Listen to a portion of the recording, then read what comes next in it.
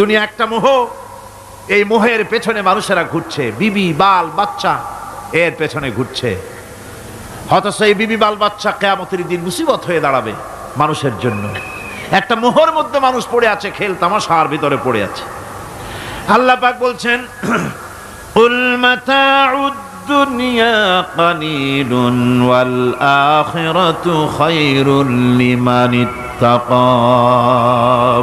বলো, দুনিয়ার সমস্ত সম্পদ খুবই নগণ্য, আর যে ব্যক্তি পরকালকে বিশ্বাস করে, পরকালের কামনা করে, সেই খোদাভীরু লোকদের জন্য পরকাল হচ্ছে প্রকৃত আবাসস্থল। সেই জায়গাটাই হলো আসল জায়গা। ওই জায়গার জন্য কিছু তৈরি করতে হবে। কোরআনে কারিমে রব্বুল আলামিন বলছেন, আরাদিতুম বিল হায়াতিদ দুনিয়া মিনাল আখিরাহ ফামা মাতাউদ দুনিয়া ফিল আখিরাতি ইল্লা কালিল। তোমরা কি পরকালের জীবনের বিনিময় এই দুনিয়ার জীবনটাই বেশি পরিতুষ্ট হয়েছো? অথচ দুনিয়ার জীবনের সুখ সম্পদ তো পরকালের তুলনায় খুবই নগণ্য। পরকালের সুখ অনেক বেশি, পরকালের দুঃখটাও অনেক বেশি, সুখটাও অনেক বেশি। পরকালটা স্থায়ী, সুতরাং দুনিয়ার মোহে না পড়ে পরকালের জন্য জীবনটাকে পরকাল ভিত্তিক জীবন তৈরি করো।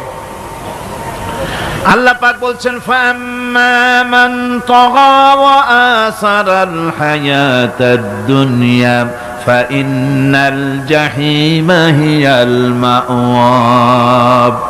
অতঃপর যে ব্যক্তি বিদ্রোহ করেছে এবং দুনিয়ার জীবনকে অগ্রাধিকার দিয়েছে, তার জায়গা হচ্ছে জাহান্নাম। জোরে বলেন নাউজুবিল্লাহ। যে ব্যক্তি আল্লাহর সঙ্গে বিদ্রোহ করেছে আর পরকালের জন্য পাথর জোগাড় করে নাই, দুনিয়াকে অগ্রাধিকার দিল, পরকালকে ভুলে গেল, তার জায়গা হলো জাহান্নাম।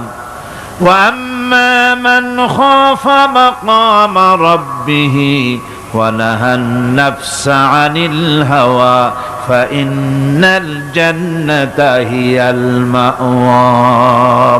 আর যে ব্যক্তি আপন প্রভুর সামনে উপস্থিত হওয়াকে ভয় করেছে এবং আপন প্রবৃত্তিকে লালসা মুক্ত করেছে, লালসার হাত থেকে রক্ষা করেছে, আল্লাহ রব্বুল আলামিন কিয়ামতের দিন তার জন্য রেখে দিয়েছেন জান্নাত। তার জন্য কোন জায়গা? জান্নাত।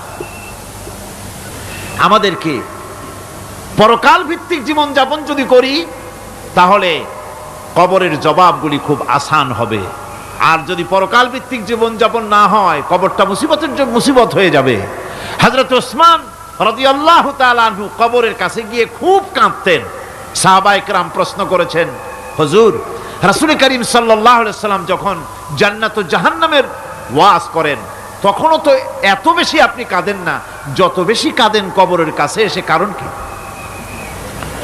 হযরত ওসমান রাদিয়াল্লাহু তাআলা আনহু বলতেন, আমার সাথীরা, আমি আমার হাবিবের কাছে, আল্লাহ রাব্বুল আলামিনের রাসূলের কাছে আমি শুনেছি, এই কবরটাই হলো প্রথম স্টেশন, এই কবরটাই হলো প্রথম ইমিগ্রেশন কাউন্টার। এই জায়গায় কেউ যদি ধরা পড়ে যায়, কারো যদি চার্জশিট হয়ে যায়, সব জায়গায় ধরা পড়ে যাবে। হাসরে মিজানে সিরাতে কোনো জায়গায় নাজাত পাবে না। আর এই কবরটা যদি কেউ মুক্তি পেয়ে যায়, মিজান সিরাত হাসর সব জায়গা থেকে আল্লাহ তারে ভালোভাবে পার করে দিবেন। এটা হলো আসল জায়গা, মারাত্মক জায়গা, খুব মারাত্মক জায়গা। আমি এটাকে ইমিগ্রেশন কাউন্টার বলেছি আমার ভাষায়। ইমিগ্রেশন কাউন্টার, যারা বিদেশ ভ্রমণ করেছেন তারা জানেন। লন্ডন যাবেন, আমেরিকা যাবেন, সৌদি আরব যাবেন, যে কোনো বিদেশে যাবেন, গেলেই পাসপোর্ট তারা দেখবে। পাসপোর্টে আপনার ন্যাশনালিটি কোনটা সেটাই তারা জানতে চাইবে। আপনি কোন দল করেন এটা তারা জানতে চাইবে না। আপনি কোন ভাষায় কথা বলেন তাও তাদের জানার দরকার নাই। প্রথমেই তারা আপনার ন্যাশনালিটি দেখবে, আপনার আইডেন্টিটি কি তারা জানতে চাইবে। তারপরে যদি স্যাটিসফ্যাক্টরি হয়, আপনাকে ভিসা দিয়ে ভেতরে ঢুকবার ব্যবস্থা করে দেবে। আর যদি তারা স্যাটিসফাইড না হয়, তাহলে আপনাকে মেহমানখানায় ঢুকানো হবে গ্রেফতার করে। কবর হচ্ছে এ ধরনের একটি ইমিগ্রেশন কাউন্টার। কবরের ভিতরে মানুষ যখনই রাখা হবে সঙ্গে সঙ্গে দুজন ফেরেশতা আসবে। কবরের কাছে যারা এসেছিল দাফন হয়ে যাওয়ার পর এই লোকগুলি 40 কদম যেতে যতক্ষণ লাগে এর মধ্যেই দুজন ফেরেশতা এসে যাবে, এসে জিজ্ঞেস করবে মান রব্বুকা, তুমি কোন দল করতে? ওটা তাদের জানার দরকার নাই। চাকরি কিসে করতেন ওটা জানার দরকার নাই। ব্যবসা করতেন না চাকরি করতেন প্রয়োজন নেই।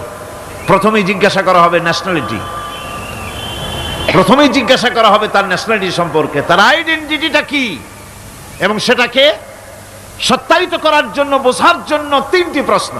প্রথম প্রশ্ন মান রব্বুকা ওয়া মা দীনুকা ওয়া মান নাবিয়ুকা, তোমার রব কে, তোমার দ্বীন কি, তোমার নবী কে। যদি এই ব্যক্তি বেঈমান হয়, মুনাফিক হয়, সে বলবে হায় হাতা লা আদরি, হায় হাতা লা আদরি, জানি না আমার রবকে, আমি জানি না। তোমার দিন কি, দিন কারে কয় বুঝি না। এরপরে আল্লাহর নবী জনাবে মুহাম্মদ রাসূলুল্লাহ সাল্লাল্লাহু আলাইহি ওয়াসাল্লামকে দেখানো হবে, বলা হবে মা কুনতা তাকুলু ফি হাদার রাজুল, এই ব্যক্তি সম্পর্কে তোমার ধারণা কি নিকে, বলবে আমি চিনি না। নাউযুবিল্লাহ। বাস, এরপরে তার যা হবার তাই শুরু হয়ে যাবে। আর যদি বান্দাটা মুমিন হয়, প্রশ্ন করা হবে মান রব্বুকা, জবাব দেবে রব্বি আল্লাহ, আমার রব আল্লাহ রাব্বুল আলামিন। ওয়া মা দীনুকা, দীনুনা ইসলাম, আমার দিন হচ্ছে ইসলাম। এরপরে আল্লাহর নবীকে দেখানো হবে।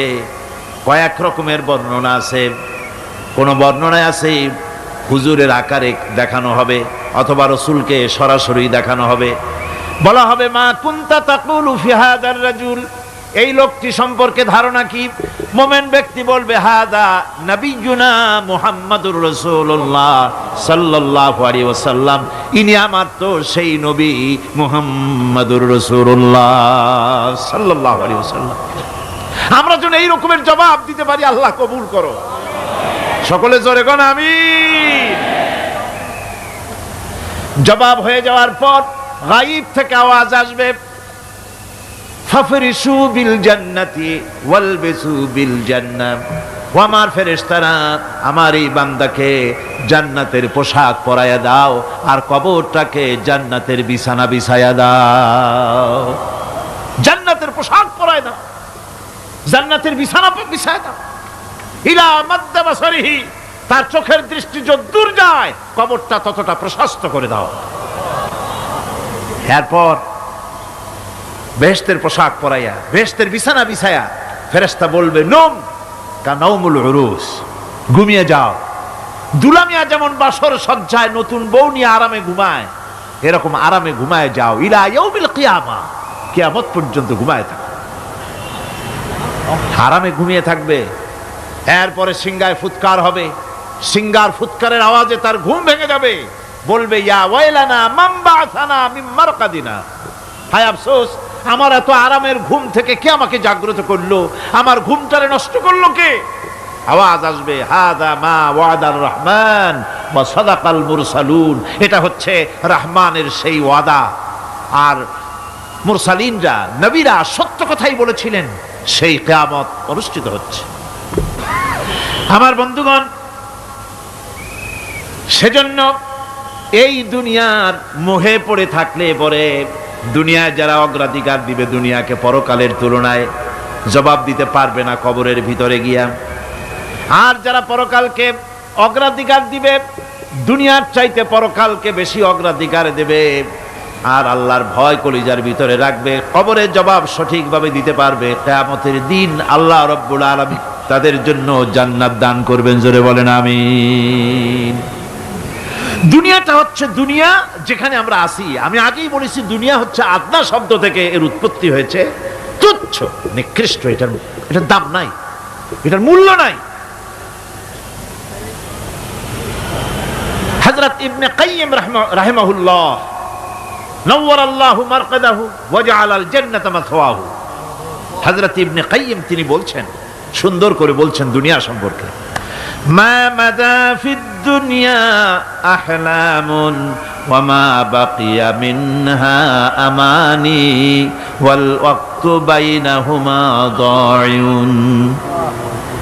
মা মাদা ফিদ দুনিয়া আহলামুন, জীবনের যে অংশ ফেলে এসেছি সেটা আজ একটা স্বপ্ন। ওয়া মা বাকিয়া মিনহা আমানি, আর জীবনের যে অংশ সামনে বাকি আছে সেটা এখন একটা আকাঙ্ক্ষা। ওয়াল ওয়াক্তু বাইনাহুমা দায়ুন, আর এর মাঝখান থেকে সময় সব চলে যাচ্ছে। কত বড় কথা চিন্তা করেছেন? জীবনের যে অংশ ফেলে এসেছি তা আজকে স্বপ্ন, তা আজ কি বলেন? স্বপ্ন।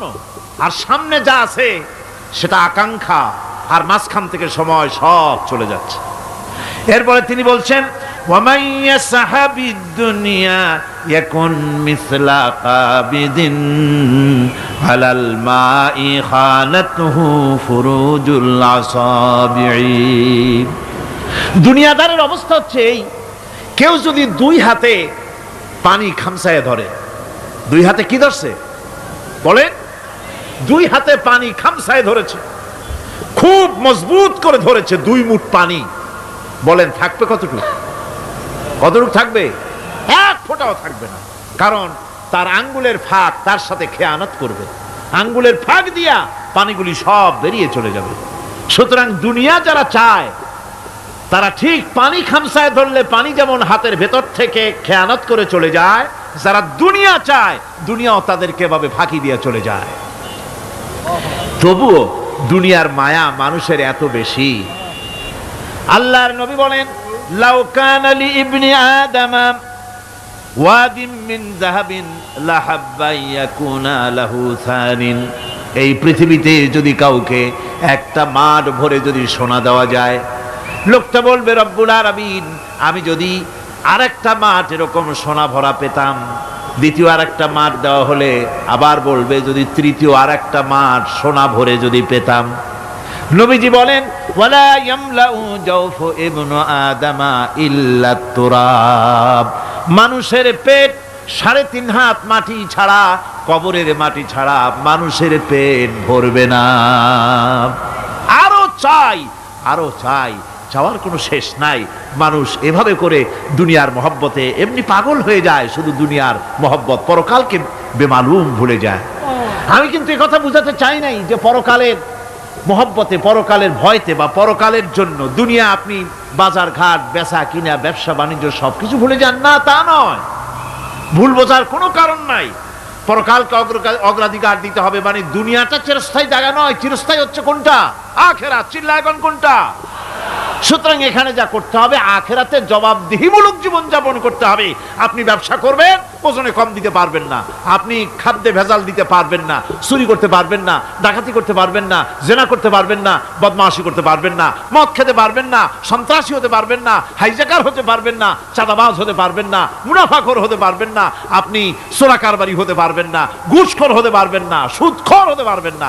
এই সব কাজ পরকালকে বিশ্বাস করলেই এ সমস্ত কাজ থেকে মানুষ বিরত থাকতে পারে। কথা ঠিক কিনা? এটাই হচ্ছে পথ। সুতরাং এই পৃথিবী থাকবে না, এটা কি চিরকাল থাকবে না? এর একটা পরিসমাপ্তি ঘটবে।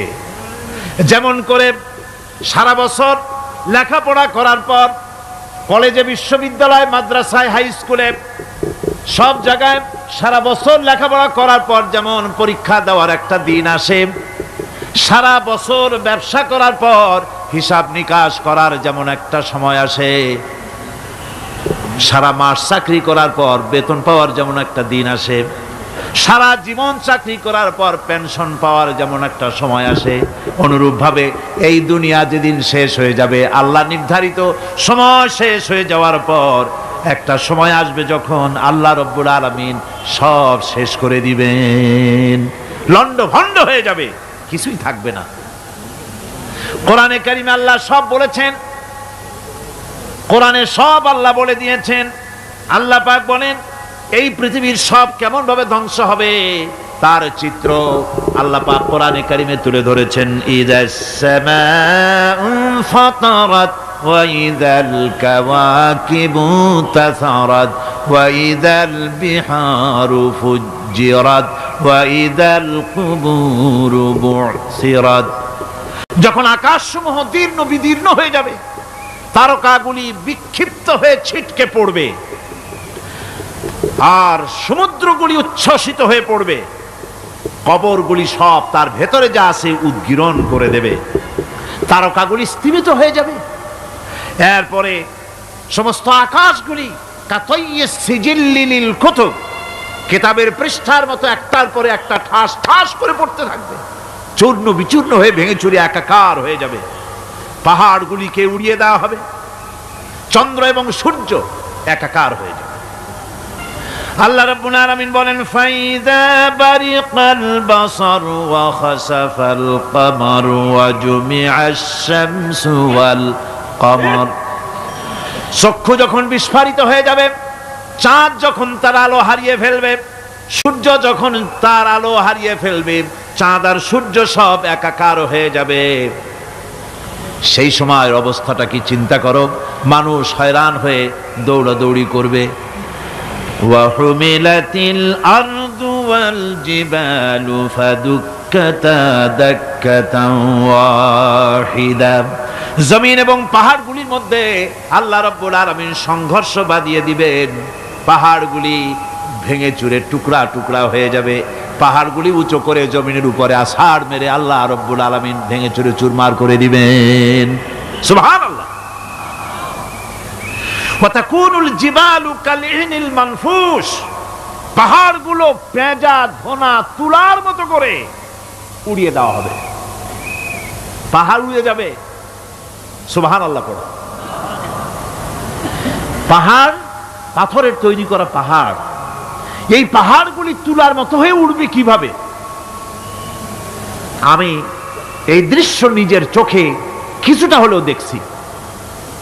আজ থেকে 10 দিন আগে আমি ইতালি সফর করে এসেছি। ইতালির রাজধানী রোম। রোম প্রাচীন সভ্যতার লালন ভূমি। কোরআনে কারিমে সূরায়ে রোম রয়েছে, এই রোম সেই রোম। এখানের বাদশার কাছে রাসূল করিম সাল্লাল্লাহু আলাইহি সাল্লাম হেরাক্লিয়াসের কাছে চিঠি পাঠিয়েছিলেন, সেই রোম। 12 থেকে 15,000-এর মতো বাংলাদেশি মুসলমান সেখানে আছে। জুমার দিন, যেদিন আমি গেলাম তার পরের দিনই জুমা ছিল। জুমার নামাজ পড়লাম ভ্যাটিকানের কাছেই বিশাল মসজিদ, ইউরোপের ভিতরে সবচাইতে বড় মসজিদ এটা। রোম ইসলামের দুশমনদের রাজধানী। সেইখানে যখন আযান হচ্ছে আশহাদু আন্না মুহাম্মাদার রাসূলুল্লাহ, আমার অনুভূতির কথা আপনাদেরকে বোঝাতে পারবো না, কি অনুভূতির সৃষ্টি হয়েছে আমার ভেতরে। ভ্যাটিকানের পোপ এক পাশে, কিছু দূরেই ভ্যাটিকান, ওটা হচ্ছে গোটা পৃথিবীর সমস্ত খ্রিস্টানদের কাবা, ভ্যাটিকান। তার পাশেই বিশাল মসজিদ, সেখানে নামাজ পড়লাম। চিন্তার ভেতরে আসলো আল্লাহ রাব্বুল আলামিন তার হাবিবের নাম, তার তাওহীদ, তার রিসালাতকে কিভাবে বিশ্বময় ছড়িয়ে দিলেন। আবু জাহেল চাইছিল মুহাম্মদ সাল্লাল্লাহু আলাইহি ওয়াসাল্লামকে স্তব্ধ করে দেবে মক্কার জীবনেই। কত বদনাম, সাহের, কাহেন, কাযযাব, শায়ের, নাউযুবিল্লাহি মিন যালিক, কত গালাগালি করলো। আর আল্লাহ শুনালেন, হাবিব চিন্তার কোনো কারণ নাই, ওয়া রাফা'না লাকা যিকরাক, আমি আপনার প্রশংসা বিশ্বময় ছড়িয়ে দেব। সুবহানাল্লাহি ওয়া বিহামদিহি। রোম প্রোগ্রাম শেষ করে আমাকে তারা নিয়ে গেল, যেটা আমি বলছি সফর কাহিনী শোনাবার সময় এটা না, যেহেতু এর সঙ্গে প্রাসঙ্গিক সেজন্য বলছি। পাহাড় কেমনে তুলার মতো হয়ে উড়বে তার নজির দেখেছি। রোম শহর থেকে 300 মাইল দূরে, 300 কিলোমিটার দূরে নেপোলি, নেপোলিয়ান বোনাপার্ট তার বাড়ি, এবং ওটা তার নামে একটা প্রভিন্স। ভূমধ্য সাগরের পারে ভিসুবিয়াস, পৃথিবীর সবচাইতে বড় আগ্নেয়গিরি। সেটা দেখাতে নিয়ে যাওয়া হলো আমাকে, যে পাহাড়টা পৃথিবীর মাটি থেকে তার চূড়া হচ্ছে 3 মাইল উঁচু। এর 2 মাইল গাড়িতে করে ঘুরে ঘুরে যাওয়া যায়, এরপর আর গাড়িতে যাওয়া যায় না, বাকিটুকুন যেতে হবে হেঁটে হেঁটে। পাহাড়ের উপরে অক্সিজেন কম, বেশ কষ্ট হচ্ছিল উঠতে। জীবনে প্রথম পাহাড়ে চড়েছি জাবালে নূর, রাসূল করিম সাল্লাল্লাহু আলাইহি সাল্লামের উপরে যেখানে ওহী হয়েছিল সর্বপ্রথম। পাহাড় চড়ার একটা অভিজ্ঞতা ওখান থেকে আমার কিছুটা হয়েছিল। খুব কষ্ট হলো বাকি 1 মাইল উঠতে। যখন বিসুবিয়াসের একদম শীর্ষে চলে গেছি, সেখানে গিয়ে আমার সাথে 15-20 জন লোক ছিল। আমি নিজেই আল্লাহু আকবার বলে আমার গলা থেকে আওয়াজ বেরিয়ে গেল। আমি দেখতে পেলাম বিসুবিয়াসের শীর্ষে বিশাল গর্ত। আমার মনে হয় গর্তটা এই মাঠের 1/4 হবে, এই মাঠের 1/4 হবে গর্তটা। সেই গর্তটার গভীরতা হচ্ছে 1.5 কিলোমিটার। এইখান থেকে পাথরগুলি উত্থিত হয়েছে, আগ্নেয়গিরি পাথর আগুনে গলে লাভা হয়ে এগুলি পাহাড় বেয়ে উপচে পড়েছে, চতুর্দিকে 12 মাইল ছড়িয়ে গিয়েছে। আমার মনে পড়লো ওয়াকুদুহান নাসু ওয়াল হিজারা, জাহান্নামের আগুনের ইন্ধন হবে মানুষ আর পাথর। আমি সেখানে সেজদায় পড়ে গিয়া কানলাম আর বললাম, আল্লাহ জাহান্নামের আগুন হারাম করে দিও আমাদের জন্য। পাথর কিভাবে গললো, গলে পাথরগুলি গলে পুড়ে চতুর্দিকে পড়েছে আর ছিটকেছে, চতুর্দিকে ছিটকে পড়েছে। সেই পাথরগুলি ছিটকে ছিটকে যেগুলি পুড়ে পড়েছে সেগুলিকে দূরে সাদা রঙের বলে মনে হয়, কোনোটা সাদা কোনোটা কালো, মনে হয় যেন তুলার মতো হয়ে পড়ে আছে চতুর্দিকে। 1944 সনে তৃতীয়বারের মতো ভেসুভিয়াস অগ্নিগিরি যে অগ্নি উৎপাত করে, তাতে আশেপাশের 12 মাইল এলাকা এফেক্টেড হয়ে যায়। পাথরগুলি গলে এভাবে বিধ্বস্ত করে দিয়েছে।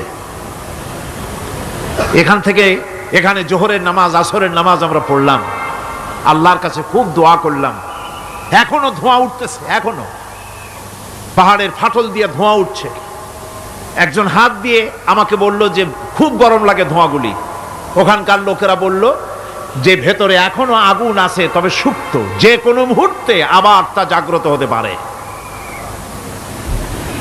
আমরা সেখান থেকে নেমে এলাম।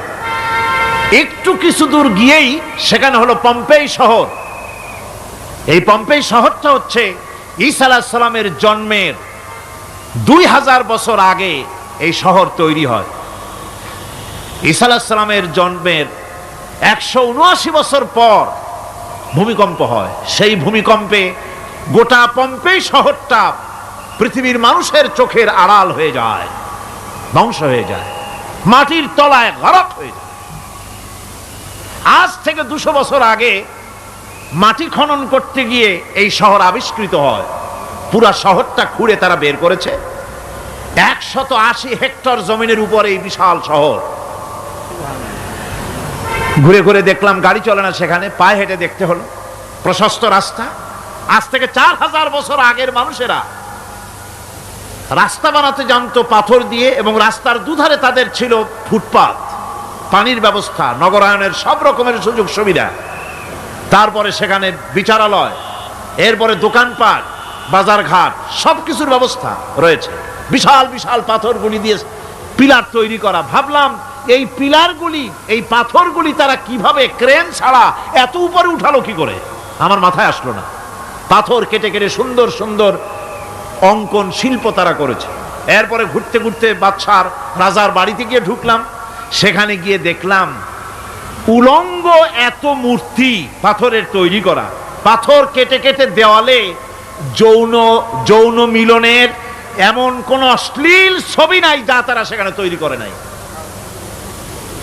উলঙ্গ মূর্তি আর উলঙ্গ যৌন মিলনের অসংখ্য ছবি দিয়ে এই এলাকা ভরা। তখন আমি বুঝলাম আল্লাহর গজব হওয়ার কারণটা কি, এই শহরটা মাটির নিচে গরক হয়ে যাওয়ার কারণটা কি। আল্লাহ পাক জেনা ব্যভিচার যে দেশে বেশি হয় আল্লাহ পাক বরদাস্ত করেন না। দুশ্চরিত্র যে দেশের মানুষ দুশ্চরিত্র হয়ে যায়, জেনা ব্যভিচার বেশি হতে থাকে, আল্লাহ হরক করে দেন, গজব দেন। এই গজব এক এক সময় এক এক রকমের হয়ে আসে। কখনো মাটির নিচে দাবায় দেন, কখনো মহামারী, কোন দেশে কলেরা, কোন দেশে জলোচ্ছ্বাস, কোথাও ভূমিকম্প, আর সর্বশেষ এই জেনা ব্যভিচারের জন্য আল্লাহ পাকের চূড়ান্ত এই যৌনতার অশ্লীলতার জন্য চূড়ান্ত গজব বর্তমান বিশ্বের জন্য এইডস। আল্লাহ পাক এই গজব দিয়েছেন। বন্ধুগণ, আমি সেই জায়গা, আমি সেখানে যা দেখলাম যে আল্লাহ পাক পাহাড়গুলিকে কিভাবে উড়াবেন, এটা অস্বীকার করার কোনো উপায় নাই। বিশ্বাস তো করতামই, তবে হযরত ইব্রাহিম আলাইহিস সালাম যেমন বলেছিলেন, রব্বি আরিনি কাইফা তুহিল মাউতা, হায় আল্লাহ তুমি মরাকে জিন্দা করবা কেমনে? আল্লাহ পাক বলেন, আওয়ালাম তুমিন, তুমি বিশ্বাস করো না? ইব্রাহিম আলাইহিস সালাম বললেন, বালা, অবশ্যই বিশ্বাস করি, ওয়ালাকিন লিয়াতমাইন্না কলবি, যদি চোখে দেখতাম তাহলে আমার অন্তরাত্মা খুব ঠান্ডা হতো। আল্লাহ রাব্বুল আলামিন চোখে দেখায় দিলেন জিন্দা কেমনে মুর্দা হবে, মুর্দা কেমনে জিন্দা হবে, আল্লাহ দেখায় দিলেন। পাহাড় উড়ায় দিবেন আল্লাহ রাব্বুল আলামিন। একথা কলিজার মধ্যে এটার উপর ঈমান বিশ্বাস, কিন্তু আল্লাহ চোখে দেখাইছেন, ঈমান আরো মজবুত হয়েছে, যা ছিল আরো মজবুত হয়েছে। সুবহানাল্লাহ। আল্লাহর ভয়তে কলিজা কেঁপেছে। আমি পাহাড়ের উপরে কেঁদেছি, যার যার হয়ে কেঁদেছি।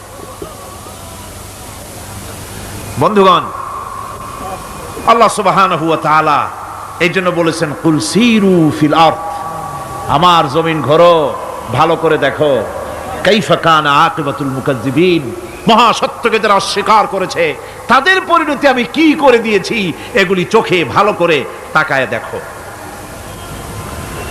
আমার বন্ধুগণ, সুতরাং এই পৃথিবীর অবসান হবে, এই পৃথিবী ধ্বংস হবে, এই পৃথিবী চূড়ান্তভাবে শেষ হয়ে যাবে। ও হ্যাঁ, আরেকটি কথা বলতে হয়, সেটা হচ্ছে যে এই রোম থেকে আর একটু দূরে 900 মাইল দূরে হচ্ছে সিসিলি। 900 মাইল দূরে, সেখানে এই সিসিলি মুসলমানেরা শাসন করেছিল 350 বছর। সেই সিসিলিতে রয়েছে 360টা মসজিদ মুসলমানদের করা। সমস্ত মসজিদগুলি আজ তালা বন্ধ, একটা মসজিদও খোলা নাই। সেখানকার মুসলমানেরা ওয়াজ শুনতে এসেছিল রোমে। আমি তাদের জন্য পরামর্শ দিয়েছি যে গভর্নমেন্টের কাছে তোমরা দাবি জানাও যে অন্তত একটা মসজিদের দরজা আমাদের জন্য খুলে দাও। রোমের অবস্থানরত প্রবাসী বাংলাদেশি মুসলমানেরা আমাকে বলেছে, তাদের অনেকের বাড়ি চট্টগ্রামেও আছে, আমাকে বলেছে তাদের চোখে পানি আসছে বলার সময় যে চিরঙের তাফসীর মাহফিল যখন আসে কলজেটা কাঁদতে থাকে যাওয়ার জন্য। তো যাওয়া তো সম্ভব না এত দূর থেকে, আমাদের সালাম বলে দিবেন যত লোক আসবে, আর আমাদের জন্য দোয়া করতে বলবেন যেন এই রোমের ভিতরে আমরা ইসলামের আদর্শের ভিত্তিতে আমরা যেন চলতে পারি। আপনারা দোয়া করুন তাদের জন্য। ভাইরা আমার, এই পৃথিবী একদিন পরিসমাপ্তি ঘটবে এবং আল্লাহর দরবারে আমাদেরকে উঠতে হবে এবং সেখানে আমাদের বিচার হবে। সেখানে আমাদের কি হবে? বিচার হবে। আল্লাহ পাক বিচারটাকে নির্ভুল করার জন্য, সঠিক করার জন্য প্রত্যেকের গলায় আমলনামা ঝুলায় রাখছেন। এখানে রেকর্ডের ব্যবস্থা করা হয়েছে। আল্লাহ পাক বলছেন, ওয়া কুল্লা ইনসানিন আলজামনাহু তাইরাহু ফি উনুকি ওয়া নুখরিজু লাহু ইয়াওমাল কিয়ামাতি কিতাবান ইয়ালকাহু মানশুরা। আল্লাহ পাক বলেন, প্রত্যেকের ভালো মন্দ কর্মফল, কর্মলিপি আমি তার গলায় ঝুলায় রেখেছি। কিয়ামতের দিন সে নিজের কাছে স্পষ্ট সব দেখতে পারবে, কোনো জিনিস বাদ পড়বে না। তার গলায় তার আমলনামা ঝুলানো আছে, সব রেকর্ড হতেছে। আমরা যা করছি সবগুলি রেকর্ড হয়ে যাচ্ছে। বর্তমান বিজ্ঞানীরা আবিষ্কার করেছে যে মানুষের শরীরের ভিতরে ডিএনএ আছে, রক্তের ভিতরে ডিএনএ, এটা একটা কোড। মানুষের রক্তের ভিতরে ডিএনএ আছে। যেমন তার ব্রেনের ভিতরে কতগুলি কোষ আছে, এক একটা কোষ এক এক ধরনের কাজ করে, অনুরূপভাবে তার শরীরের ভিতরে রক্তের ভিতরে ডিএনএ আছে। এই ডিএনএটা কি? এই ডিএনএটা হচ্ছে, এই ডিএনএ একটা কম্পিউটারের মতো কাজ করতেছে। লোকটা কি করবে, কোথায় যাবে, সে ভালো হবে মন্দ হবে কি হবে, সব তার ডিএনএর মধ্যে রেকর্ডকৃত আছে। এটা বোঝার জন্য একটা সুন্দর দৃষ্টান্ত দেওয়া যায়। যেমন এই কাগজটাকে আপনারা মনে করুন একটা গাড়ির একটা ব্লুপ্রিন্ট, একটা গাড়ির ব্লুপ্রিন্ট। এখানে লেখা আছে গাড়ি কিভাবে তৈরি হবে। এই কাগজটা নিয়ে ঘরের মধ্যে রেখে দিলেন। এখন এই কাগজটা থেকেই অটোমেটিক গাড়ির উইন্ডো তৈরি হলো, শিল তৈরি হলো, গাড়ির বডি তৈরি হলো, চেসিস তৈরি হলো, টায়ার তৈরি হলো, ইঞ্জিন তৈরি হলো, ব্যাটারি তৈরি হলো, পেট্রোল নিল, আর কোনো রকমের ড্রাইভার ছাড়াই গাড়ি চলতে আরম্ভ করলো। এই কথাটা যদি মনের মাথার মধ্যে আনতে পারেন যে এটা কিভাবে হইতে পারে, এতে লেখা অনুযায়ী যেভাবে হওয়া যদি সম্ভব হয়, অনুরূপভাবে মানুষের রক্তের ভিতরে ডিএনএ এরা আবিষ্কার করেছে। এর ভিতরে মানুষের ভালো মন্দ, কোথায় যাবে, কি করবে, সব কিছু এর মধ্যে রয়েছে। কোরআনে কারিমে আল্লাহ রাব্বুল আলামিন, আমি গত বছরও বলছিলাম যে বিজ্ঞানের আবিষ্কার যত বাড়বে, কোরআন বোঝা মানুষের জন্য তত সহজ হবে। কোন সুবহানাল্লাহ। কোরআন বোঝা মানুষের জন্য তত সহজ হবে। সুতরাং মানুষের গলার সাথে আল্লাহ পাক বলছেন যে একটা আমলনামা আমি ঝুলাই দিয়েছি তার গলার সাথে, সে যা করতেছে ওখানে সব লিপিবদ্ধ হচ্ছে, কম্পিউটারাইজড, কম্পিউটারের মতো এগুলি সব গ্রহণ করতেছে। এগুলি কিয়ামতের দিন তার সামনে হাজির করা হবে। কিয়ামতে যখন আমলনামা তার সামনে দিয়ে বলা হবে, ইকরা কিতাবাকা কাফা বিনাফসিকাল ইয়াওমা আলাইকা হাসিবা, তাকে বলা হবে নিজের কর্মলিপি নিজেই পড়ো, আজ তুমি তোমার নিজের হিসাব নিতে যথেষ্ট। বন্ধুগণ, এই মাহফিলে যত লোক আমরা বসে আছি, আমরা আমাদের হিসাব নিতে যথেষ্ট না আরেকজন লাগবে? কোন আমরা যথেষ্ট কি না? কথা বোঝেন নাই।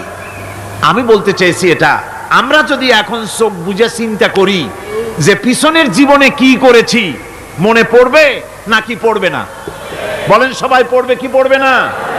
ছোটবেলায় কবে পায়ের নিচে কাটা ফুটেছিল, কবে কোথায় আছাড় খেয়েছিলেন, কবে কার বেল, তাল, আম, কাঁচা আম চুরি করে খেতে গিয়ে কিল খেয়েছিলেন, তাড়া খেয়েছিলেন, তাকে এখন মনে নাই? আছে। তাহলে কিল, ওই তাল বেল চুরি করতে গিয়ে যে কিলটা খাইছিলেন সেটাও মনে আছে, ভালো মন্দ সব মনে আছে। তাহলে কোন হোটেলের রুমে কি করছিলেন, কোন স্কুলে কোন কলেজে কি করছিলেন, তারপরে জীবনে ছোট বড় ঘটনাগুলি চোখ বুঝতে মনে পড়বে না? এবার হিসাব করেন, মনে যদি পড়ে এবার হিসাব করেন আপনি জান্নাতি না জাহান্নামে। আপনি আপনার নিজের হিসাব নেওয়ার জন্য যথেষ্ট। তাকে হিসাব করতে বলা হবে, তোমার হিসাব, তোমার নিজের হিসাব নেওয়ার জন্য তুমি যথেষ্ট, তোমার হিসাব তুমি নিজেই করো, এটা পড়ো। আর সেই কিয়ামতের দিন কোনো সাহায্যকারী মিলবে না। লান তানফাকুম আরহামুকুম ওয়ালা আওলাদুকুম ইয়াউমাল কিয়ামা। লান তানফাকুম, কিয়ামতের দিন কোনো ফায়দা হবে না, অবশ্যই কোনো ফায়দা হবে না, কোনো উপকারে আসবে না। কিয়ামতের দিন তোমার সন্তান, তোমার স্ত্রী, তোমার মাল, তোমার সম্পদ কোনো উপকারে আসবে না। কিয়ামতের ময়দানে সেদিন সব তোমার সাথে বিচ্ছেদ করবে, সব পালায় যাবে। সেখানে উৎকোষেরও কোনো কারবার নাই যে ঘুষ টুস দিয়া, ফেরেশতাদের কোনো রকম বুঝবাজ দিয়া, আলাদা কোনো চোরাগলি পথ দিয়া একেবারে ফুট করে ভেসতে চলে যাবেন, এমন কোনো সুযোগ নাই। অনেকে বলে, হুজুর এমন কিছু দোয়া শিখায় দেন যাতে ওই সব জেহাদ, বোমা এগুলি খুব ভয় পাই, ওসব রাস্তা টাস্তা না, খুব সহজে কিছু দোয়া দুরুদ করিয়া আস্তে করে জান্নাতে চলে যাওয়া যায়, এরকম একটা দোয়া, এরকম একটা পথ বলে দেন। আমি বলি, ভাই এরকমের কোন চোরাগলি আমার রাসূল আবিষ্কার করতে পারেন নাই। আল্লাহর পয়গম্বরের ওই ধরনের কোন পথ আবিষ্কার করতে পারেন নাই। সেখানে কিয়ামতের দিন কাউকে উৎকোষ গ্রহণ করার কেউ নাই, উৎকোষ দেওয়া যাবে না। আর উৎকোষ দিবি না বা কি, আপনার কাছে কিছু নাইও, থাকলেও নেওয়ার কেউ নাই। এই দুনিয়ায় ফাঁকিবাজি করে বহুত কিছু করা যায়, কিন্তু কিয়ামতের মাঠে এগুলি কিছুই চলবে না।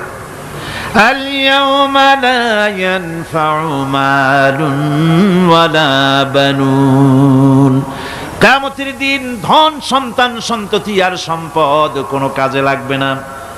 সেদিন শুধু আমল, আমল যদি ভালো হয় কাজে লাগবে, আমল খারাপ হবে সব শেষ হয়ে যাবে। আল্লাহ রাব্বুল আলামিন নবীজিকে ডেকে বলেছেন, নবী আপনি বলেন, কুল মা কুনতু বিদআম মিনার রাসূল, আপনি বলুন আমি কোন নতুন রাসূল নই, আমার আগে অনেক নবী রাসূল পৃথিবীতে এসেছেন, তারা বিদায় হয়ে গেছেন, আমি জানি না কিয়ামতের দিন আল্লাহ রাব্বুল আলামিন আমার সাথে কি ব্যবহার করবেন, আর আমি এও জানি না যে কিয়ামতের দিন আল্লাহ পাক তোমাদের সাথে কি ব্যবহার করবেন। এই আয়াত নাজিল হওয়ার পর আল্লাহর হাবিব তার মেয়েকে ডাকলেন, জামাইকে ডাকলেন, নাতিদেরকে ডাকলেন, আহলে বাইতদেরকে ডাকলেন, আর বললেন, ও আমার মেয়ে কলিজার টুকরা ফাতেমা গো শোনো, কেবলমাত্র আয়াত নাজিল হয়ে গেল, আল্লাহ পাক আমাকে শোনায়ছেন কিয়ামতের দিন আমি জানি না আমার সঙ্গে কি ব্যবহার করা হবে, আর এও জানি না যে তোমাদের সাথে কি ব্যবহার করা হবে। ও আমার কলিজার টুকরা মেয়ে ফাতেমা, কিয়ামতের দিন মুহাম্মদ সাল্লাল্লাহু আলাইহি সাল্লামের মেয়ে এই হিসাবে তোমার নাজাতের ফয়সালা হবে না। ও আমার কলিজার টুকরা নাতি হাসান আর হোসেন, কিয়ামতের দিন মুহাম্মদ সাল্লাল্লাহু আলাইহি সাল্লামের নাতি হিসাবে ফয়সালা হবে না। ও আমার জামাই হযরতে আলী, কিয়ামতের দিন আমার জামাই হিসাবে নাজাতের ফয়সালা হবে না।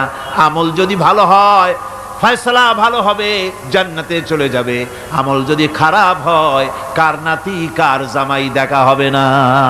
সুবহানাল্লাহ। কঠিন কিয়ামতের মাঠ, এই পরকালের বিশ্বাস যদি কলজার মধ্যে ঢোকে মানুষ ভালো হয়ে যাবে। কোন সুবহানাল্লাহ। আপনাদের দৃষ্টিতে পারবে, কথার জবাব যে দিলেন না। পুলিশে কি মানুষের চরিত্র ভালো বানাইতে পারবে? পুলিশের চরিত্র ভালো বানাবে কেডা? সেটাই তো কথা। মানুষের চরিত্র যাতে ভালো থাকে, মানুষের জন্য খারাপ কাম না করে সেজন্য পুলিশ, পুলিশ যাতে খারাপ কাম না করে সেজন্য আরো একটা ডিপার্টমেন্ট আছে না, তারা যাতে খারাপ কাজ না করে সেজন্য আর একটা আছে। এন্টি করাপশনের আবার এন্টি করাপশন আছে, তার উপর আবার এন্টি করাপশন আছে, এন্টিটার অভাব নাই। সুতরাং পুলিশ দিয়া, বিডিআর দিয়া, আর্মি দিয়া মানুষের, দেশের, জাতির চরিত্র ভালো বানানো যায় না। রাসূলুল্লাহ এ দিয়ে বানান নাই, এটা ইসলামের নিয়ম নয়। পুলিশ দিয়া, আর্মি দিয়া দেশের মানুষের চরিত্র ভালো বানানো যায় না। চরিত্র ভালো বানানো যায় কেবলমাত্র পরকালের ভয় দিয়া। কি কিসের ভয় দিয়া? ওই যে মক্কার জীবনে ওই সমস্ত মানুষগুলি যারা চুরি করত, ডাকাতি করত, জেনা করত, বদমাশি করত, যারা শয়তানি করত, যারা মানুষকে খুন করত, এই মানুষগুলি এত ভালো হয়ে গেল, যারা চুরি ছেড়ে দিল, ডাকাতি ছেড়ে দিল, জেনা ব্যভিচার ছেড়ে দিল, এত ভালো হয়ে গেল, পৃথিবীর মধ্যে সেরা মানুষ তারা হয়ে গেলেন। জোরে বলেন সুবহানাল্লাহ। নবীর সাহাবীরা পৃথিবীর শ্রেষ্ঠ সন্তান, নবীর সাহাবীরা পৃথিবীর সেরা মানুষ, তাদের চাইতে সেরা মানুষ নবীদের পরে আর কেউ হতে পারে না। জোরে কোন সুবহানাল্লাহ। নবীর পরে পৃথিবীতে শ্রেষ্ঠ মানুষ কারা? সাহাবায়ে কেরাম রিদওয়ানুল্লাহি তাআলা আলাইহিম আজমাইন। ওনারা তো কুফরের মধ্যে ছিলেন, শিরকের মধ্যে ছিলেন, চুরি, ডাকাতি, জেনা, ব্যভিচার এমন কোন পাপ নাই যা করা হয়নি। তারপরে যখন আল্লাহর নবীর কাছ থেকে তাওহীদ, রিসালাত ও আখিরাতের দাওয়াত পেলেন, কি সোনার মানুষ এক একজন হয়ে গেলেন। সুবহানাল্লাহ। যারা ছিলেন নারীর সতীত্বের জম, তারা হয়ে গেলেন নারীর সতীত্বের পাহারাদার। যারা মানুষের মাল চুরি করত, ডাকাতি করত, তারা রাতভর মানুষের মালের পাহারা দিল, মানুষের রক্তের পাহারা দিল। সুবহানাল্লাহ বিহামদি। রক্ত সম্পদের পাহারা দিল। রাসূল বললেন, খাইরুল কুরুনে কারনি, সর্বশ্রেষ্ঠ যুগ তো আমার যুগ। বন্ধুগণ, এরপরে একটা জীবন আসবে ওই কিয়ামতের ময়দানে। এই পরকালের বিশ্বাসটা গুরুত্বপূর্ণ ব্যাপার, আমাদের সব কিছুর হিসাব দেওয়া লাগবে। আল্লাহ পাক বলেন, ইন্নাস সামআ ওয়াল বাসারা ওয়াল ফুআদা কুল্লু উলাইকা আনহু মাসউলা। নিঃসন্দেহে মানুষের শ্রবণ শক্তি, দর্শন শক্তি এবং তার অন্তঃকরণের কল্পনা সম্পর্কে আল্লাহ রাব্বুল আলামিনের কাছে জিজ্ঞাসিত হতে হবে। কান দিয়া কি করেছিলা, চোখ দিয়া কি করেছিলা, মুখ দিয়া কি করেছিলে, হাত দিয়ে কি করেছিলে, সব কিছুর জবাব আল্লাহ রাব্বুল আলামিনের কাছে দিতে হবে। সবটার জবাব দিতে হবে, কোনো কিছু বাদ যাবে না। এমনকি মনের ভিতরে যে কল্পনা আমরা করি, এই কল্পনার হিসাবও আল্লাহর দরবারে দিতে হবে। কোরআনে কারীম বলছেন, ওয়া ইন তুবদু মা ফি আনফুসিকুম আও তুখফুহু ইউহাসিবকুম বিহিল্লাহ। মনের ভিতরে তুমি যেটা কল্পনা করো সেটা প্রকাশ করো, অথবা তুমি গোপন রাখো, যাই তুমি করো না কেন, আল্লাহ রাব্বুল আলামিন এর হিসাবও তোমার কাছে নেবেন। ফায়াগফিরু লিমান ইয়াশাউ ওয়া ইউআযযিবু মান ইয়াশাউ ওয়াল্লাহু আলা কুল্লি শাইইন কাদির। মহান আল্লাহ পাক বলেন, করার পর তোমার মনের ভিতরে কি কল্পনা করেছিলে ওইটার হিসাব আমি নেব। হিসাব নেওয়ার পর যারে খুশি ক্ষমা করে দেব, যাকে খুশি শাস্তি প্রদান করব।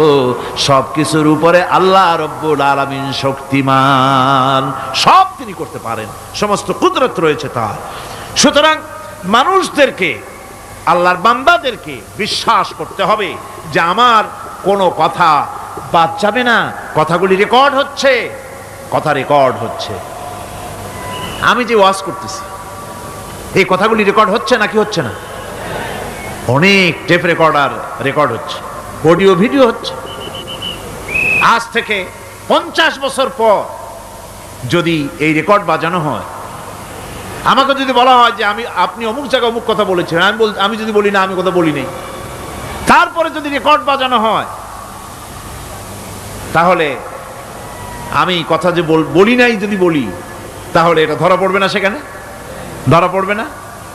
তাহলে এই মানুষের কথা প্লাস্টিকের ফিতায় রেকর্ড করে 50 বছর, 100 বছর, 200 বছর, 500 বছর যদি প্লাস্টিকের ফিতায় এটাকে চলচ্চিত্র করে অথবা টেপ রেকর্ডারে করে যদি ধরে রাখা যায়, এই বুদ্ধিটা কে দিলেন কন্ত দেখি? সবাই কন্যা, এই বুদ্ধিটা দিলেন কে? যে আল্লাহ রাব্বুল আলামিন মানুষের মাথায় বুদ্ধি দিলেন, যার দ্বারা সে মানুষের কথাবার্তা অ্যাক্টিভিটি সব ধরে রাখতে পারে। সেই আল্লাহ রাব্বুল আলামিন বুঝি আপনার আমার কথা এবং আপনার আমার অ্যাক্টিভিটিসকে তিনি বুঝি ধরে রাখতে পারবেন না কিয়ামত পর্যন্ত? পারবেন কি না? সেজন্য রাব্বুল আলামিন বলেন, মা ইয়ালফিযু মিন কাওলিন ইল্লা লাদাইহি রাকীবুন আতীদ। সমস্ত কথা রেকর্ড হচ্ছে। সুবহানাল্লাহ কোন জোরে! সমস্ত কথা রেকর্ড হচ্ছে, একটা কথাও বাদ যাবে না। মুখ আছে বলেই কথা বলবেন তা না, হিসাব করে কথা বলতে হবে। গীবত গাওয়া যাবে না, মিথ্যা কথা বলা যাবে না, মিথ্যা ওয়াদা করা যাবে না। মিথ্যা ওয়াদার তো মৌসুম এসে গেছে, কি কোন বোঝেন কথা? হ্যাঁ, মিথ্যা ওয়াদার মৌসুম এসে গেছে। এখন মৌসুমে বাহার, মিথ্যা বলার। কত সুন্দর সুন্দর ওয়াদা, সোনা দিয়া রাস্তা বানায় দেব। অভুক্ত মানুষদের বলা হয় না খেয়ে মরবেন না, কিন্তু কি খেয়ে মরবে তাও কয় না।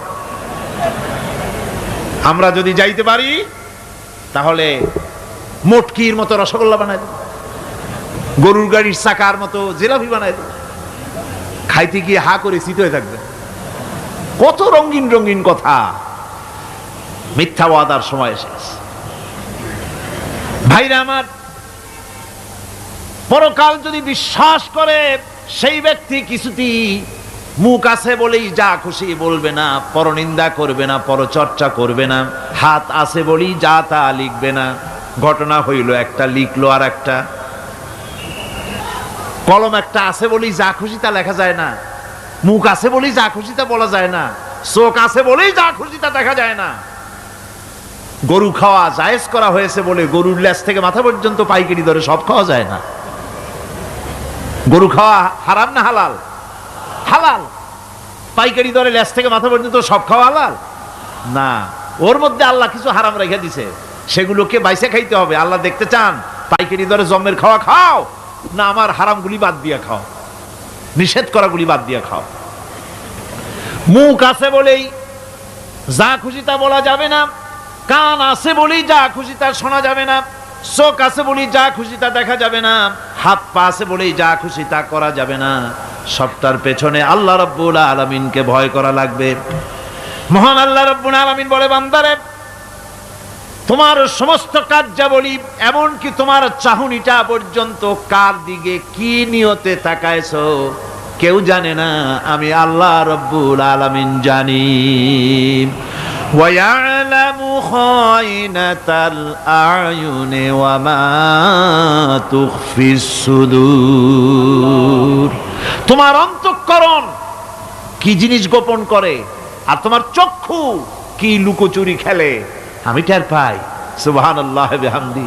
চশমার ফাঁক দিয়া কি দেখো, কারে দেখো, কি নজরে দেখো, সানগ্লাস পরিয়া, কেউ ঠিক পায় না, আমি ঠিক পাই। সুবহানাল্লাহ, জোরে কান সুবহানাল্লাহ। সুতরাং চোখের নজরের হিসাব হবে, হাতের কাজের হিসাব হবে, পায়ের চলার হিসাব হবে, আপনার বলার হিসাব হবে, মুখে যা বলেছেন, যা করেছেন, হাত পাও দিয়ে যা করেছেন, সবকিছুর হিসাব হবে কিয়ামতের দিন। আল্লাহর দরবারে সবকিছু উপস্থিত হবে, কোনো জিনিস বাদ পড়বে না। ফামান ইয়ামাল মিসকালা যাররাতিন খায়রান ইয়ারা ওয়া মান ইয়ামাল মিসকালা যাররাতিন শাররান ইয়ারা। ছোট্ট একটা ভালো কাজ যদি করো, তাও হাজির করা হবে সামান্যতম ভালো কাজও তোমার বাদ পড়বে না।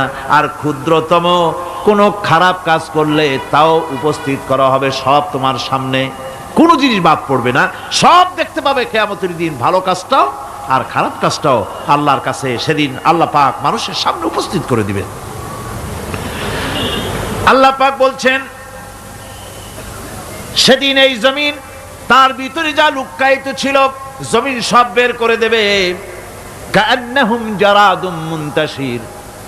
টিড্ডি, ফড়িংগুলি, পোকাগুলি মাটির থেকে যেমন বেরোয়, এ মাটির ভিতরে যা আছে কিয়ামতের দিন সব মাটি বের করে দেবে। ইযা যুলজিলাতিল আরদু জিলজালাহা ওয়া আখরাজাতিল আরদু আসকালাহা ওয়া ক্বালাল ইনসানু মা লাহা। এ জমিনকে ঝাঁকি মারা হবে, প্রবল এক ঝাঁকুনি, প্রবল এক ঝাঁকুনিতে এই পৃথিবীর মধ্যে যা কিছু আছে সব বেরিয়ে যাবে। সুবহানাল্লাহ কইতে ইচ্ছা করে না মিয়ারা? এক ঝাঁকুনিতে পৃথিবী সব বের করে দেবে। মানুষ হয়রান হয়ে বলবে, কি হয়েছে, এ মাটির হলোটা কি? আমার বন্ধুগণ, মানুষ হয়রান হয়ে গিয়ে বলবে, মাটির কি হলো? আল্লাহ রাব্বুল আলামিন বলেন, ইয়াউমাইযিন তুহাদ্দিসু আখবারাহা বিআন্না রাব্বাকা আওহালাহা। জমিনের উপরে যা ঘটেছে, জমিন তা সব বের করে দেবে, সব প্রকাশ করে দেবে। আর এটা এই জন্য হবে যেহেতু তার রবের হুকুম হয়েছে, তার রব হুকুম করেছে, বের করে দে। জমিনের ভিতরে আছে যা সব বেরিয়ে যাবে, আকাশ ভেঙে পড়বে, পাহাড় উড়ে যাবে, জমিনের ভিতরে যা আছে সব উপরে চলে আসবে, পৃথিবীতে সব শেষ, কিচ্ছু নাই, আকাশ নাই, পাহাড় নাই, সমুদ্র নাই, সব একাকার, চন্দ্র নাই, সূর্য নাই, তারকা নাই, গ্যালাক্সি নাই, মহাশূন্য নাই, সব শেষ। আল্লাহ রাব্বুল আলামিন সমস্ত ফেরেশতাদেরকে শেষ করে দিবেন, সকলের মওত হয়ে যাবে, কেউ আর থাকবে না। এমনকি হযরতে আজরাইল মালাকুল মউত তিনিও থাকবেন না, সব আল্লাহ রাব্বুল আলামিন মৃত্যু করে দিবেন। এরপরে আল্লাহ রাব্বুল আলামিন একা তিনি বলবেন, ইয়া দুনিয়া, ইয়া দুনিয়া আইনা আনহারুকি, এ পৃথিবী তোর সেই সমুদ্রগুলি কোথায়, নদীগুলি কোথায়? ইয়া দুনিয়া আইনা আশজারুকি, হে দুনিয়া তোমার গাছগুলি কোথায়? এত বন বনানি, এত গাছ ছিল। ইয়া দুনিয়া আইনা জিবালুকি, হে পৃথিবী তোর জমিনে যত পাহাড় ছিল, পাহাড়গুলি কই? যত স্বৈরাচার ছিল জমিনের উপরে, যারা স্বৈরাচারী মনোবৃত্তি নিয়ে মানুষ ধ্বংস করেছে, দেশ ধ্বংস করেছে, মায়ের বুক খালি করেছে, ওই স্বৈরাচারগুলি কই? কোনো জবাব নাই। আল্লাহ পাকের পরে বলবেন, লিমানিল মুলকুল ইয়াউম, কার রাজত্ব? আজকে রাজত্বটা কার? আল্লাহ তিনবার আওয়াজ দিবেন, আজকে রাজত্ব কার? আল্লাহ পাক যখন 3 বার করে ডাক দিবেন, কোনো জবাব নাই, কোনো জবাব নাই। কে জবাব দেবে? আল্লাহ রাব্বুল আলামিনের সামনে কার ক্ষমতা আছে কথা বলার? কেউ তো নাই, সব শেষ। আল্লাহ পাক বলবেন লিল্লাহিল ওয়াহিদুল কাহ্হার, একমাত্র পরাক্রমশালী আল্লাহ রাব্বুল আলামিনের রাজত্ব আজ। সেই হাসরের মাঠে আমাদের সকলকে উপস্থিত হয়ে যেতে হবে। কেউ আমরা এখান থেকে বাঁচতে পারবো না, সবাইকে উঠতে হবে। অপরাধীরা সেখানে অসহায় হয়ে যাবে, অপরাধীরা অসহায় হয়ে যাবে। আল্লাহ পাক বলেন ফাইদা জাআতিস সাখাতু ইয়াওমা ইয়াফিরুল মারউ মিন আখিহি ওয়া উম্মিহি ওয়া আবিহি ওয়া সাহিবাতিহি ওয়া বানিহি। অবশেষে যখন কান ফাটানো আওয়াজ আসবে, এই আওয়াজ সেদিন মানুষ নিজের মা বাপ ভাই বোন সব থেকে বিচ্ছিন্ন হয়ে যাবে, সব একের থেকে আরেকজন পালায়ে যাবে, হারায় যাবে, কেউ কাউকে আর খুঁজে পাবে না। সেদিন ওই কিয়ামতের মাঠে বিভীষিকাময় দৃশ্য, মানুষ হয়রান হয়ে যাবে। মাথার 1 হাত অথবা অর্ধ মাইল অথবা 1 বিগত এতটুকুন উপরে ওই প্রকাণ্ড সূর্যটার তাপ আসবে, গুনাহগারের মাথার চান্দি ফেটে গিয়া মগজগুলি গলে গলে নাক কান দিয়ে বেয়ে পড়তে লাগবে, জিহ্বাটা কুকুরের মতো ঝুলে নাভিস্থল পর্যন্ত পড়ে যাবে, মাটিটা সূর্যের উত্তাপে তামার মতো গরম হয়ে যাবে, সারা হাসর জুড়ে আওয়াজ হবে পানি পানি পানি। মানুষেরা হয়রান হয়ে যাবে। সে হাসরের ময়দানে এই চরম কষ্টের ভিতরে আল্লাহ রাব্বুল আলামিন বলেন সেদিন 2টো ভাগ হয়ে যাবে। একদল মানুষের চেহারা আলোয় ঝলমল হয়ে যাবে, আর একদল মানুষের চেহারাগুলি কালো হয়ে যাবে। উজুহু ইয়াওমাইদিন মুসফিরাতুন দাহিকাতুন মুস্তাবশিরা ওয়া উজুহু ইয়াওমাইদিন আলাইহা গাবারা। আল্লাহ পাক বলেন এক শ্রেণীর মানুষের চেহারা হাস্যোজ্জ্বল ঝলমলে হয়ে যাবে, আর এক শ্রেণীর মানুষের চেহারাগুলি কালো হয়ে যাবে। তারহাকুহা কাতারা উলাইকা হুমুল কাফারাতুল ফাজারা। হাস্যোজ্জ্বল, স্বচ্ছন্দপূর্ণ, সুন্দর, উজ্জ্বল ঝলমলে চেহারা হবে ঈমান আনার কারণে, পরকালকে বিশ্বাস করার কারণে, আল্লাহ এবং রসুলের কথা অনুযায়ী জীবন যাপনের কারণে চেহারাটা উজ্জ্বল হয়ে যাবে। আর আল্লাহর নাফরমানি, রসুলের নাফরমানি, পরকালকে অস্বীকার করার কারণে কাফের গুলির চেহারা, মুনাফিক গুলির চেহারা কালো হয়ে যাবে। তাদেরকে আলাদা করে দেওয়া হবে। ওয়ামতাজুল ইয়াওমা আইয়ুহাল মুজরিমুন, মুজরিমদেরকে আলাদা করে দেওয়া হবে, 2টা ভাগ হয়ে যাবে। এই চরম অবস্থা সৃষ্টি হবে কিয়ামতের ময়দানে। সেদিন রাসূল করিম সাল্লাল্লাহু আলাইহি ওয়াসাল্লাম উম্মতের জন্য সুপারিশ করবেন।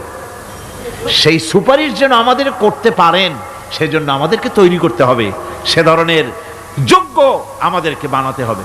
বন্ধুগণ, এই পরকালীন জীবন, এর সম্ভাবনা, এটা যে হবে এবং সেই পরকালে আমাদের সকলকে যে উঠতে হবে, কিয়ামতে আল্লাহর কাছে জীবনের সব কিছুর জবাবদিহি করতে হবে, এই ভীতি সৃষ্টি করতে চায় আল্লাহ পাক মানুষের ভেতরে। আল্লাহ পাকের চাইতে মানুষের কল্যাণকামী আর কেউ আছে?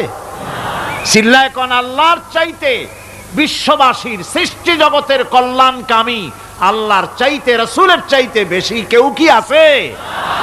সে আল্লাহ পাক সব বলে দিলেন, ওপেন সিক্রেট করে দিলেন, সব গোপন ফাঁস করে দিলেন। কেমনে বিচার হবে, কেমনে কিয়ামত অনুষ্ঠিত হবে, কেমনে কি হবে, সব খুলে খুলে আল্লাহ পাক বলে দিলেন আমাদেরকে ভালো হওয়ার জন্য। কোরআনে কারীম বলছে লাইসাল বিররা আন তুওয়াল্লু ওয়ুজুহাকুম কিবালাল মাশরিকি ওয়াল মাগরিব। পূর্ব পশ্চিমে মাথা ঘুরানো, সার নত করা, মাথা ঘুরানো, মুখ ঘুরানো, এটাই কিন্তু সৎ কাজ এবং পুণ্যবান হওয়ার সৎ কাজ করার নেককার হওয়ার জন্য যথেষ্ট নয়, বরং ওয়ালাকিন্নাল বিররা মান আমানা বিল্লাহি ওয়াল ইয়াউমিল আখির। প্রকৃতপক্ষে সৎকারী মুমিন, ভালো কাজ করা, প্রকৃত মুমিন, সত্যিকারের ভালো মানুষ, সত্যিকারের ইমানদার হওয়ার জন্য 10টি কাজ লাগবে। কয়টি কাজ? 10টি কাজ লাগবে। সেই 10টি কাজের একটি কাজ গত বছর আপনাদের খেদমতে আরজ করা হয়েছে, 2টি বলা হয়েছে, বাকি আজকে বললাম আর একটা, হয়ে গেল 3টা। বাকি আছে কয়টা? 7টা। বাকি আছে আরো 7টা। পরকাল ভিত্তিক জীবনযাপন যদি করতে পারি তাহলে আমরা হব দুনিয়ার শ্রেষ্ঠ মানুষ। কোন আলহামদুলিল্লাহ।